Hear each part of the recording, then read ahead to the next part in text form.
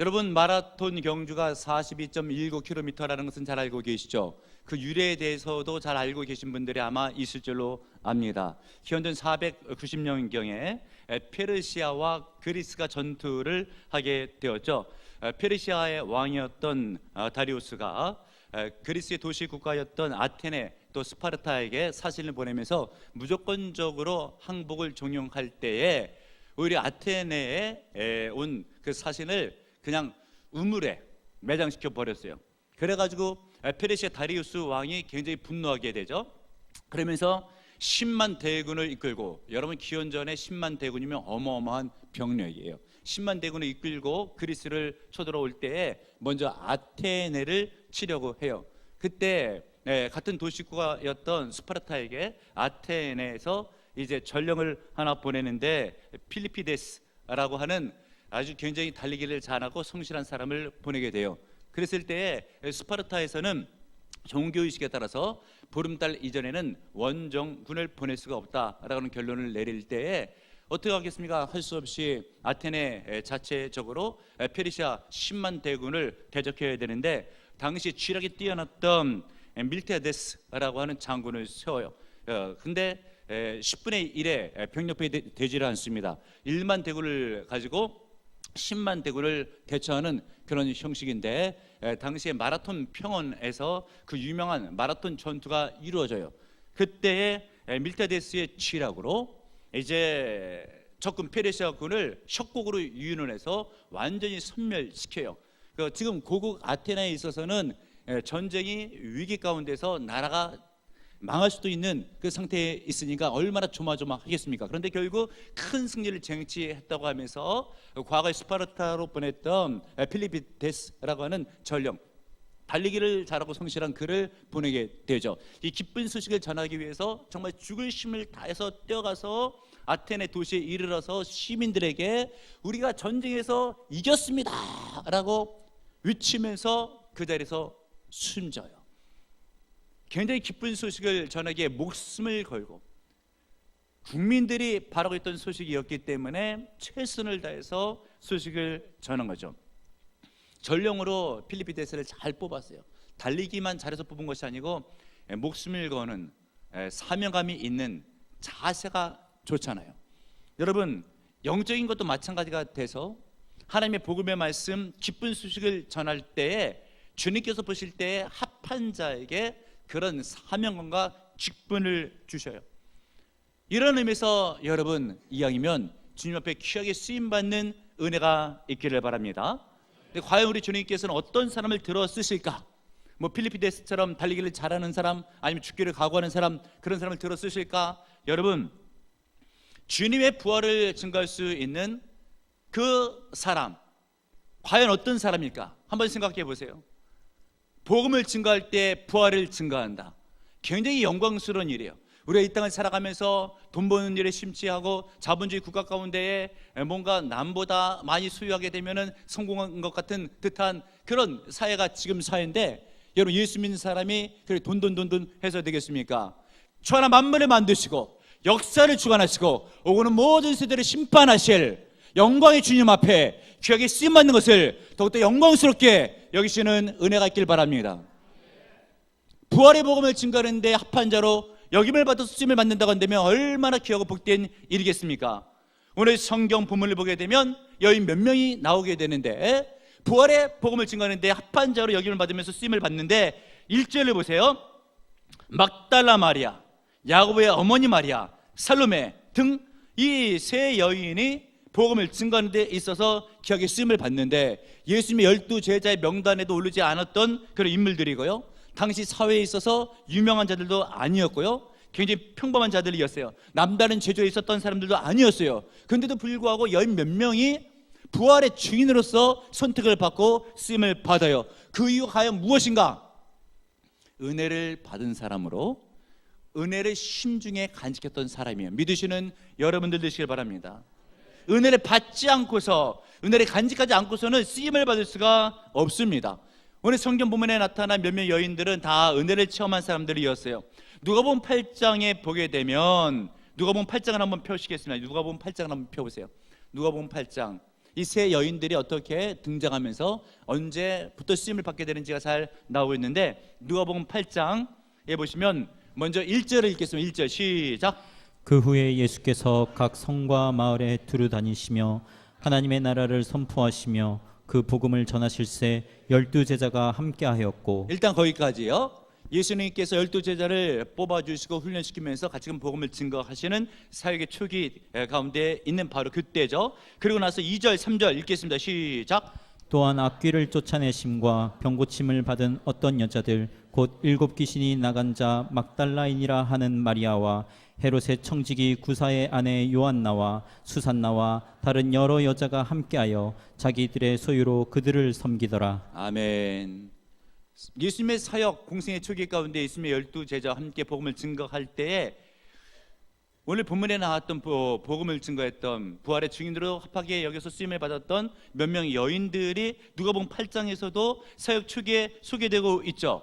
이 여인들은 대체적으로 예수님으로부터 귀신이 들렸을 때에 그 능력으로 치유를 받았던 사람들이 되고요, 어떤 질병이 걸렸을 때 고침을 받았던, 그리하여서 10년 가운데 예수님에 대해서 은혜를 많이 받았던 것을 간직했던 여인들이에요. 그래서 자신들의 수요를 팔아가지고 물질로 예수님과 12제자를 사역 초기 때부터 섬겼던 그런 인물이에요. 얼마나 귀하고 복됩니까?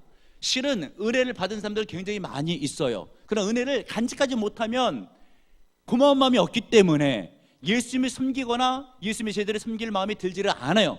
그러나 이 여인들은 은혜를 받은 것을 간직하고 있었어요. 고이고이. 그리고 고마운 마음 가운데 사역 초기 때부터 예수님께서 부활하시는 그 장소, 그때까지, 그 시기까지 계속적으로 단마음으로 섬겼던 은혜가 있는 거예요. 이런 사람을 우리 주님께서 귀하게 보시고 부활의 증인으로 삼으셨다는 것을 깨닫고 믿는 여러분들 되시길 바랍니다.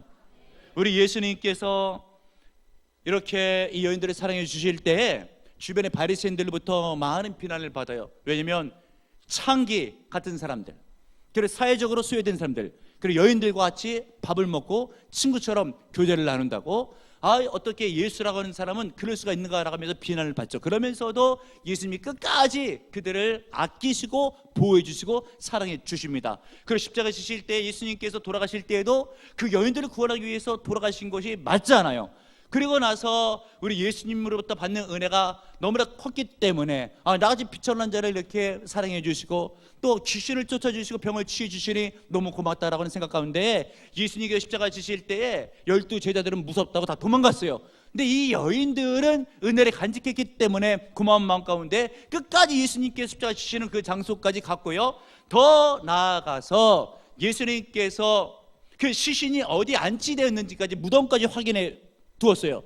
그리고 나서 안식일이 되게 됐을 때 장사를 지낼 수 없으니까 그 다음 날이 주의 날이거든요. 그때 향유를 바르기 위해서 예수 그리스도의 무덤 시신에 가까이 다가가고 있죠.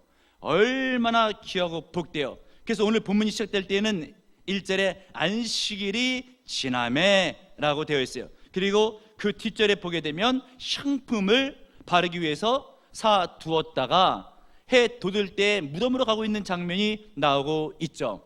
여러분, 이 여인들은 예수님을 만나서 은혜를 받고 인생이 바뀌었어요.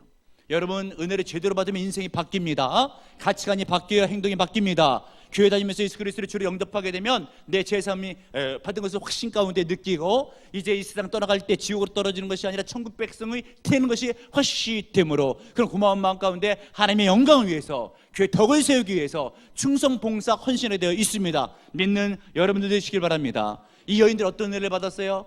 하늘 보좌를 버리시고 이 땅 낮고 낮은 이 땅에 오셔서 사람이 되셔서 십자가를 지시고 십자가를 지실 뿐만이 아니라 구원해 주시고 그 구원의 은혜를 이 여인들에게 부어줬잖아요. 이 은혜를 10년 가운데 고이고이 간직했기 때문에 주님께서 부활하신 부활의 역사를 증가할 수 있도록 우리 주님이 부활하셨습니다 라고 선포할 수 있는 자격과 은혜를 이 여인들에게 허락해 주었어요. 남자들도 아니에요. 부활의 첫 번째 소식을 이 여인들이 증거하는데 그에게 쓰임받았다라고 하는 것이죠. 왜요? 10년 가운데 예수님에 대한 고마운 마음을 고이고이 간직했기 때문에. 할렐루야. 여러분들도 구원받았잖아요. 기도응답도 많이 받았잖아요. 말씀의 은혜도 받았잖아요. 고마운 마음을 품고 전하시는 은혜가 있기를 바랍니다. 또 오늘 성경 부문에 나오는 이 여인들 어떻게 해서 부활의 증인으로 쓰임받게 되었는가? 부활을 믿는 사람이 되었기 때문에 그렇습니다. 따라하겠습니다. 부활을 믿는 사람이 되자. 원래 오늘 본문에 나왔던 이 여인들은 예수님의 부활을 기대하지는 않았던 것 같아요. 기대해서 갔다고 한다면 예수 그리스도의 부활했던 장면과 장소를 보고 났을 때 너무 기뻐해야 되는데, 오늘 성경 본문에 있는 말씀 8절을 보세요. 8절 읽겠습니다. 시작. 여자들이 몹시 놀라 떨며 나와 무덤에서 도망하고 무서워하여 아무에게 아무 말도 하지 못하더라. 이 장면을 보게 되면 예수 그리스도께서 시신이 안 보이잖아요. 이게 어찌된 일이지? 놀라요. 그러면서 무섭기까지 해요. 그리 부활이 기대했던 사람의 모습과 자세는 아니죠. 시신이 어디 갔지? 라고 하면서 놀라고 있죠. 만약에 부활이 기대했다고 한다면 역시 부활했구나 할렐루야 라면서 기뻤을 텐데, 오늘 성경 본문을 볼 때 부활을 기대하지는 않았던 것 같아요. 그런데 결과적으로 보면 부활의 증인으로 쓰임을 받게 되는데, 부활을 믿어야지 쓰임을 받잖아요. 처음에 안 믿어지는 거예요. 부활했다고 해도 지금까지 죽은 자가 살아났다는 얘기를 들어본 적도 없고 본 적도 없는데 예수님이 천사가 전해주는 말에 의해서 살아나셨다는 거예요. 의심이 드는데 이것을 뛰어넘은 거죠. 할렐루야. 뛰어넘는 신앙을 가지시는 여러분들 되시길 바랍니다.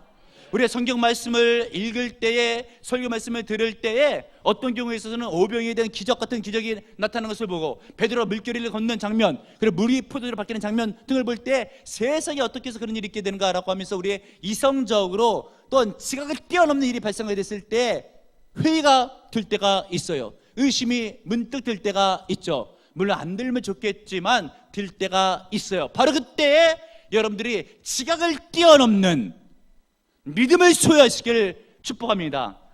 그래야 부활의 증인으로 귀하게 쓰임받을 수가 있는 거예요. 세계적인 심리학자 가운데 내담자 중심의 접근 이론을 전개한 칼 로저스라고 하는 상담학자가 있습니다. 상담에 대해서 좀 관심 있는 분은 이 칼 로저스라고 하는 이름만 들어도 대단한 학자인 것을 알 수가 있는 그런 분이신데, 이분이 20대에는 원래 신학교에 들어가서 신학을 입문하고 공부를 했었어요. 그러면서 성경을 볼 때 이해가 안 가는 것들, 의심이 되는 것들이 많이 있어가지고 중도 포기하고 상담학을 공부해서 세계적인 상담학자가 돼요. 그러면서 나이가 들게 됐을 때 자신의 회고록을 쓸 때에 자기 20대 때 신학교 다녔던 그때 그 일을 회상하면서, 내가 만약에 그때에 신앙적인 회의가 있었을 때 그것을 뛰어넘었다고 한다면 나는 과연 어떤 인생이 되었을까?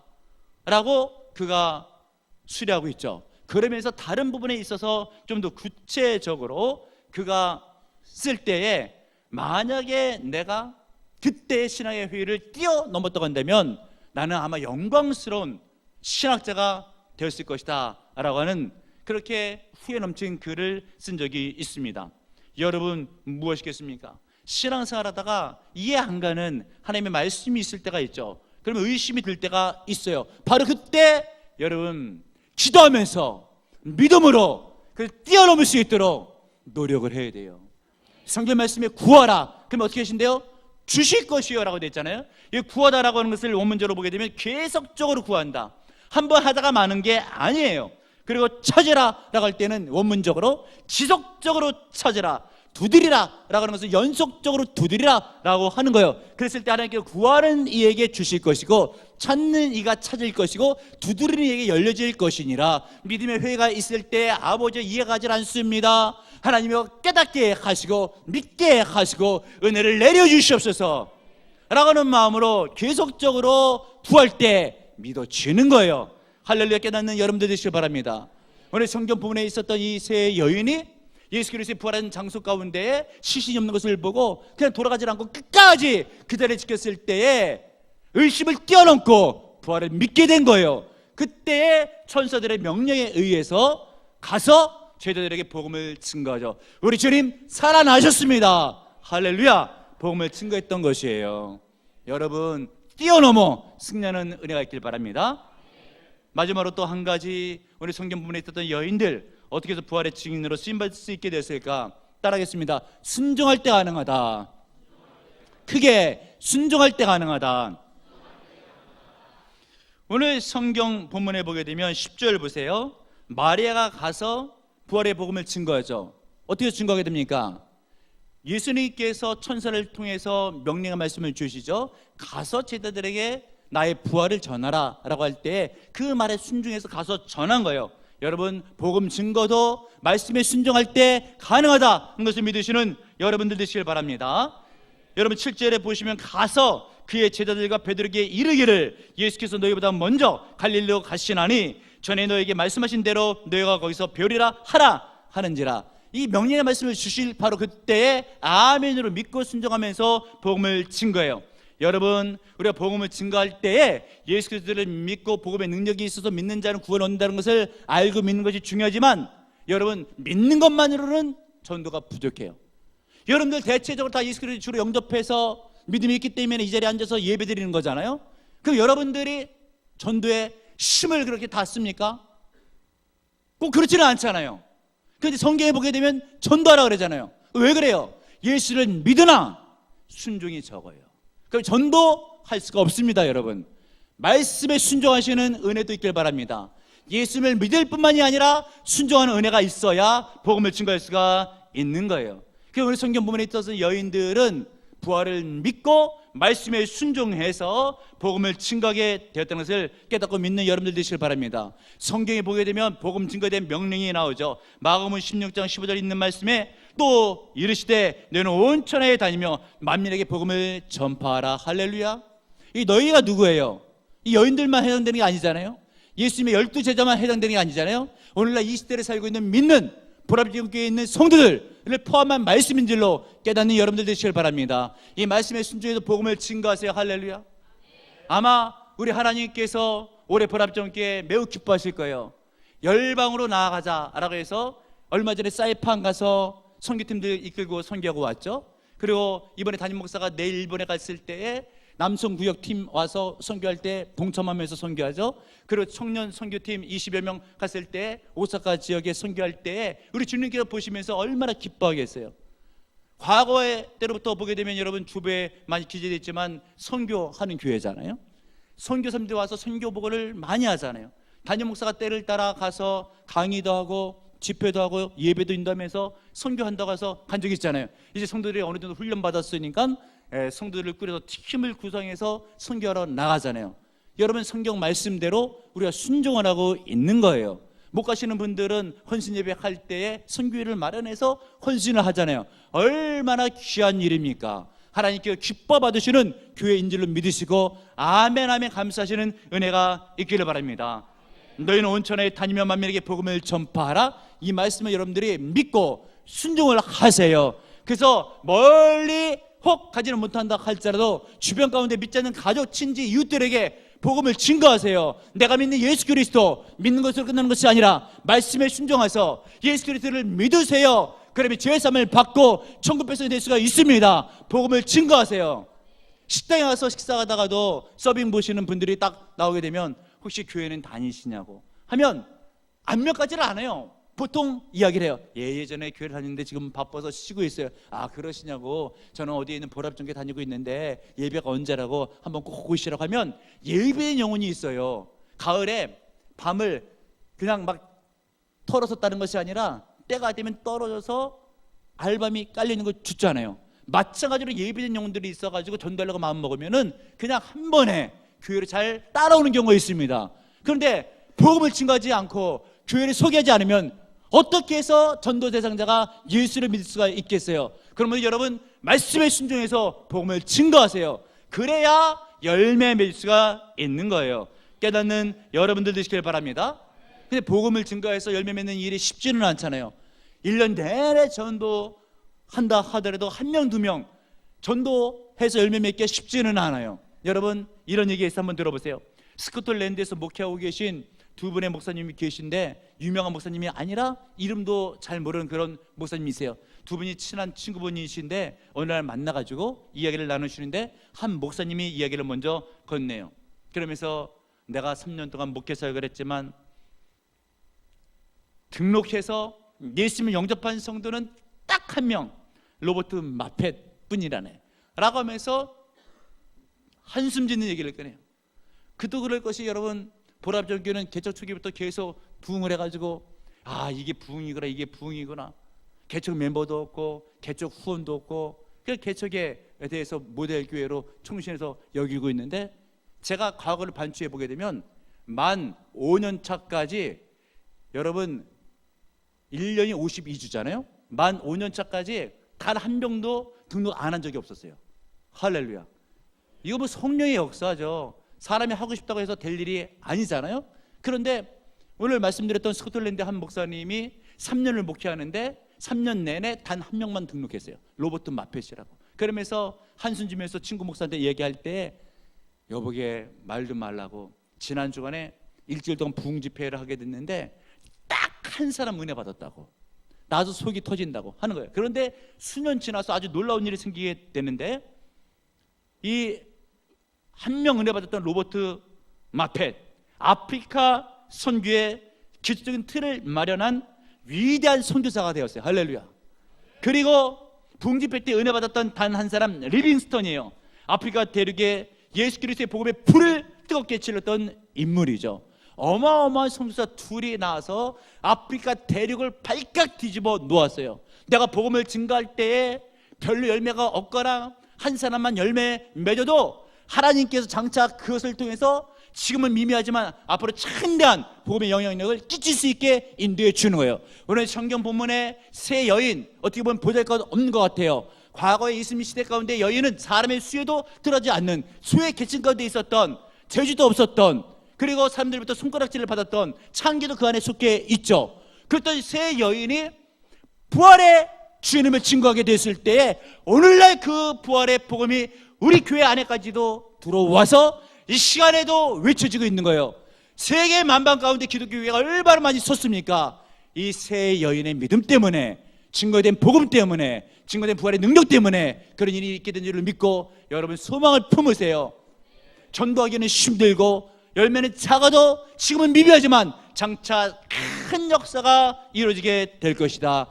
어떻게 하게 됐을 때 주님의 은혜를 신중에 간직하고 믿을 뿐만이 아니라 순종으로 말미암은 복음을 증거할 때 하나님께서 함께 하시고 성령 역사해 주시면 열매가 맺어지는 거예요. 부활의 능력과 소망 가운데 승리하시길 주님의 이름으로 축복합니다. 주님, 누가 영광스러운 부활의 복음을 증거하는 데에 합한 자로 이름을 받을 수 있겠습니까? 오늘 본문에 나온 여인들처럼 심중에 은혜를 간직한 자만이 격에 쓰임받을 수가 있습니다. 그러나 은혜는 받았으나 간직하지 못한 자가 있다면 회개하는 심령으로 다시금 불익듯 예수 그리스도에 대한 사랑과 은혜가 충만하여 이제는 명령의 말씀에 순종하여 믿지 않는 자의 복음을 증거하고 열방으로 나아가 열매를 맺을 수 있도록 성령으로 기름 부어 주시옵소서. 보람전의 성도들을 쓰임받게 도와주실 때에 아버지 붙잡아 주시고 은혜를 넣으시고 능력을 더해 주시면 믿지 않는 가족, 친지, 친구, 이웃들에게 복음을 증거할 때 반드시 열매 맺게 될 줄을 믿습니다. 보람전의 성도들 선교사에게 쓰임받게 하시고 보람의 복음을 증거하는 데 쓰임받게 하시며 영광스러운 사역 가운데 동참할 수 있도록 아버지여 불러주시고 붙잡아 주시고 은혜를 내리어 주옵소서. 예수님의 이름으로 기도합나이다. 아멘.